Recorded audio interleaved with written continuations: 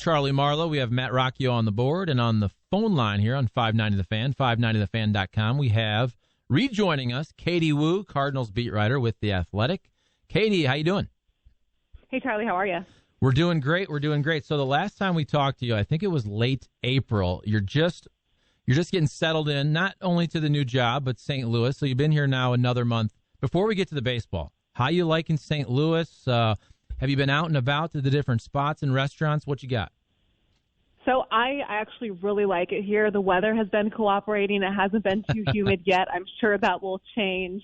But, since we last spoke, I feel like I've been able to get a routine down and kind of figure out the ins and outs of the basics of beat reporting and how to balance that lifestyle just in time for it to get all turned over all over again. We're going to start hopefully doing more. Well, we are going to start more travel starting the next road trip in Chicago.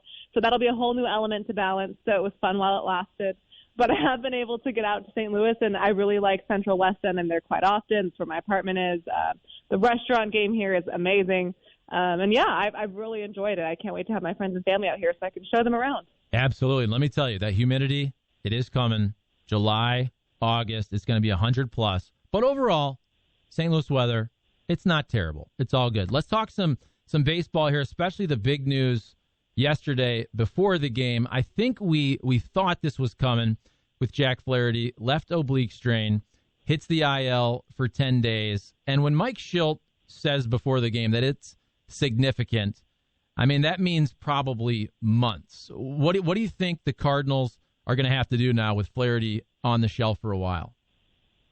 So I've talked to Mo this morning to get some clarity about Jack's injury, and the best way they could describe it would be a grade 2 oblique strain. And the recovery time there, the good news is it's not the highest level of grade, but the recovery is about 8 weeks, give or take. And as you know, obliques and side injuries are notoriously finicky, so it can be kind of difficult to put an exact timetable on that. They're looking to have Jack back, assuming that everything goes according to plan, around the same time that Miles Michaelis is supposed to come back in early August. Now, it's not fantastic news, but it can always be worse. It's losing Jack. There's no way to kind of really overstate how big of a blow that is, not just for the Cardinals, but for the sport. He's such an electric young talent, really, really good for the game. But, of course, the Cardinals are in a huge kind of difficult position here with two of their top starters that coming into the season out until after the trade deadline. So with Miles Michaelis being out, I think you could have certainly made the case for the Cardinals to go outside of the organization for starter help then. And then when you add Jack Flaherty on top of it, I think this kind of forces the hand of John Mozeliak and the front office. And you said you spoke with them or corresponded with him today. Did you talk about that and what the Cardinals could do? You're also thinking there could be a trade where you add multiple pieces. You need bullpen arms. You need a starter. Did Mo talk about that at all? Yeah, no, absolutely. I think that there is there's no way, let's put it this way, there's no way the Cardinals can't make a move here. It's becoming very obvious there's going to have to be at least a couple of moves, whether it's bolstering the bullpen or the starting rotation. I think the Flaherty injury combined with the Michaelis injury shifts the emphasis from the bullpen to the starting rotation. It's becoming very clear that they're going to need another starter.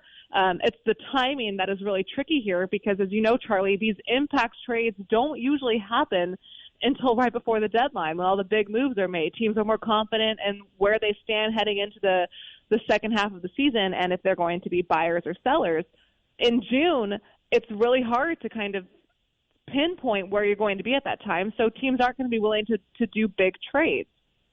And then when you look at the timetable of when Miles and Jack are supposed to come back, that's right after the trade deadline. So they're kind of in a hard spot. I think the Cardinals know that they need to go make a push for some starting pitching, and hopefully that will lead to maybe some reshuffling of the rotation and some guys like maybe Kim or Gantz can go to the bullpen and bolster it then.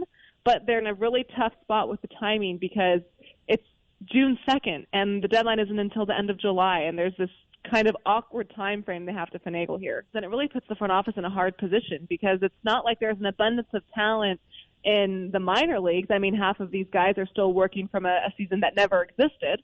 And so it's pretty unclear of what the pipeline looks like right now. The free agency market is relatively thin, and I doubt that the Cardinals have even looked at that considering this news is so new. And, if you think about it again, if you go out and you negotiate a contract with a free agent, that can take a couple of weeks, and they have to get ramped up and Major League ready. That takes a few more, and then pretty much that timeline's right before the deadline anyway. So what's the point in signing a free agent pitcher unless it's someone that can be ready right away, and that's just really hard to find. So I think the timing here is very, very difficult for the front office to kind of negotiate. And, one thing that was brought up this morning on a different show was that the strength of schedule in June for the Cardinals is in their favor, right? They have Detroit, they have Miami, they have Arizona. They should be able to win these games with what they have, providing that Johan Oviedo can step up and throw strikes. We've seen Oviedo be able to do that in flashes. Now the trick is, can he do that consistently? I think, Wainwright's been fantastic at home. Carlos Martinez has been great. I think he's doing a fantastic job, and improving himself in a bounce-back season. That stint that he did in the Winter Leagues seemed to really help. And I don't think you can ask for anything more from your fifth starter than what John Gant is doing. And the only thing you can really ask from KK is some longevity and some efficiency in his outing. So the rotation is very thin. There's not a lot to back it up if things go wrong, but a lot of it, the Cardinals' success in June, will reside on Oviedo and if he can perform. And you mentioned John Gant. I thought last night was a big-time performance from him, especially when you get the news about Flaherty.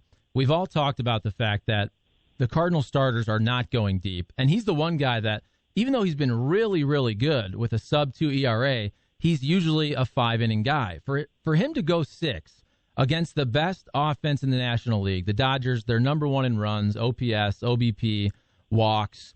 You get some great defense, Tyler O'Neill at the end. You get enough timely hitting from your table setters and Edman and Carlson. I thought that was a really big win last night.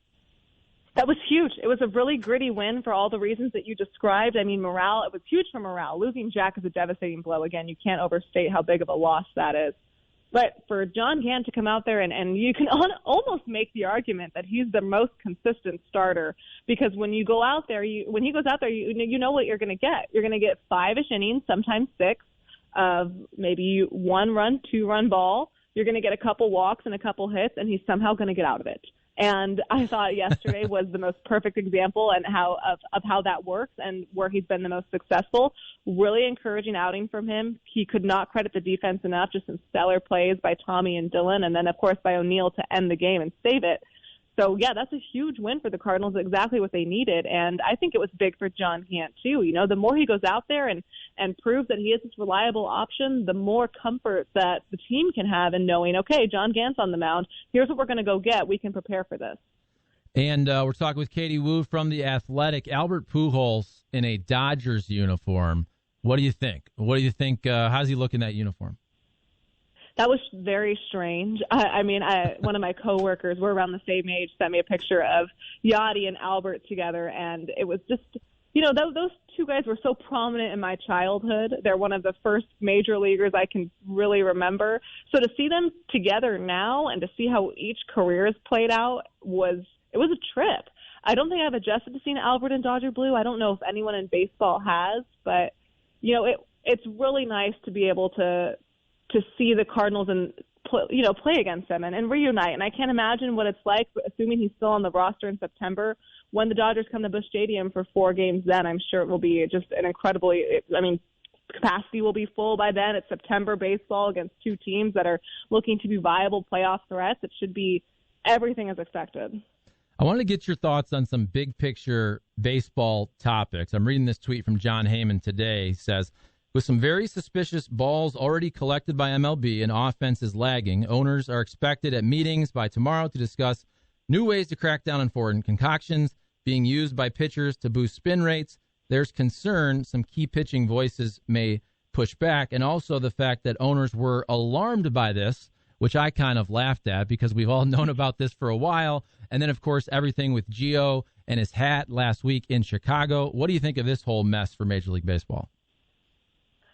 I thought the way that Mike Shildt went about it was pretty much spot on. We all know that this is one of the plaguing issues in Major League Baseball. We all have a pretty good idea of what players are using it. You can look at the spin rates and see for yourself. This is not to take away from any of their talent, but some of these spin rate numbers are just absolutely absurd. And I think that if you want to crack down on this issue, it has to be more consistent. That's why you saw Mike get so upset when Gallegos was kind of, I don't want to say called out, but questioned about it, because there's, in his mind, more obvious instances that the league is not pursuing. So when you leave this up to a judgment call, that's when the lines get blurry, right? You're not quite sure, okay, well, if you are targeting him, why is this pitcher being targeted? And where's the consistency and where's the accountability? That is what's really bad for baseball. Policing these foreign substances and cracking down on pitchers that are using it to an unfair advantage. And I'm not talking about sunscreen or rosin. I'm talking about much higher concoctions, right? Policing that and making sure it's a fair playing field for everybody involved is what Major League Baseball needs to do. And the only way for it to be fair is to have consistency in how that's policed. So, I think it's unfortunate that baseball has so many controversies. I'm sure that almost everybody that's involved in the sport would just like to go watch a baseball game and not have to worry about all these underlying storylines. But I think getting the best thing Major League Baseball can do right now to combat this problem is get together and formulate a consistent plan of attack on how they're going to police this, because it's pretty obvious that they need to. But what's the point in policing it if they're not sure what it looks like and there is no consistent basis on how to go about doing it? We're talking with Katie Woo, Cardinals beat writer with The Athletic, and I think a lot of these conversations are wrapped in the larger topic of making baseball more exciting. And I agree with you and we've talked about this on the show, where it sounds like we're always being negative, but I do think it comes from a great place of loving the game, loving the sport, and wanting to make it better. And the same thing with the foreign substances. You do want to increase offense, and that's hard if these guys have these unbelievable spin rates. And that kind of spins into the topic of universal DH. And with Jack Flaherty, I know he had a tweak before he went out there and hit. But I just think, a guy like that who's going to make $30 million a season eventually, do you want your pitchers where they can already be injured with all the lats and obliques and shoulders and elbows? Do you really want to risk them also potentially getting injured at the plate? And not to mention, they can't hit that well anymore. So what do you think about that topic in terms of the universal DH potentially coming to baseball? Look, as much as I love watching Adam Wainwright hit or watching pitchers hit home runs just for the comedy aspect of it, I would be very surprised if, when the current CBA negotiations expire this December, that a universal DH is not only negotiated but agreed upon, just from the injury perspective. I mean, again, we see seeing the National League without Jack Flaherty in it is a disservice to baseball fans. Again, he's this young, exciting, electric talent. He's a great role model for fans of the game. And the way that he commands his pitches, he's a rising ace in this game. So baseball is losing that with the without the universal DH. They're putting their pitchers at risk. And, I understand that there's all these everyone has their ideas on how to make the game better. And that's really what it is. It's improving the game and the sport that we love so much. But there can be such a negative twist to everything. It sounds like it's a complaint, when really I feel like it's just trying to figure out the best way to make changes for this game that will allow people to enjoy it for generations to come. So I really think that universal DH is pretty much on its way, and it will be one of many, many things to keep an eye on over the offseason with the new negotiations. Yeah, it is a tough conversation because, don't get me wrong, I love more than anybody when we saw Bartolo Colon hit that home run a couple years ago. That's an unbelievable, amazing moment, and you love it as a baseball fan. But is it worth all the other strikeouts and the anemic at-bats from pitchers to get a cool moment like that a few times a season? And maybe there's more than that. My whole thing is the Shohei Ohtanis of the world, and he's a unicorn, but give me all those guys. If you can actually hit, if you have earned that, you can go out there and hit like a major league position player or better. Give me all the Shohei Ohtanis. And so if you can do that, prove it. But otherwise, just be a pitcher. That's the way I look at it. No, I would agree. And it's, everyone's going to have their opinion about it, but I really think at the end of the day, it's not going to matter. I feel like the universal DH is pretty much on its way. Absolutely. On the text line here, 855-282-8255 from Gary, he says, Katie Woo is one of the best in-game follows on Twitter. solid info and descriptions of what's happening without overdoing it with play-by-play. Thanks. That's from Gary. And I agree. Do you have fun with the fans on Twitter? I know the last month or so was a lot of Matt Carpenter. I think we're kind of past that. They like to complain about the lineup. But are you having fun with Cardinals Twitter? Well, first off, Gary, thank you. That's very kind of you. I will say my disclaimer that I am 100% better on Twitter than I am in real life. But, I think that's something that I can bring in being a relatively younger person on the beat and growing up with social media. I mean, I was 13 when, MySpace and Twitter started happening. So this has been very much, unfortunately, ingrained in my lifestyle as much as I try to change it. But I think it's a really cool way to connect with fans. We're all watching the same game, and finding that right balance of play-by-play and analysis and just pretty much dumb tweets of mine it's a challenge, but fans have been very receptive. I welcome the discourse because every now and then a fan will come out with some perspective that I didn't even consider, and then it kind of changes how I approach things too. The lineups, again, they've gotten a lot better. I think we're on a mutual page of I don't make the lineups, stop complaining about them to me, and I've been very appreciative of that. But really, it's fun to interact, especially on games where a lot happens, and they're so funny sometimes. The memes that I get, I do save a lot, and I can't like them because a lot of them, they're not very appropriate, but they are hilarious. So it's a two-way street on Twitter there for sure. Love it. That's fantastic. Katie Woo, you're doing a great job. Thanks for joining us. You are welcome anytime.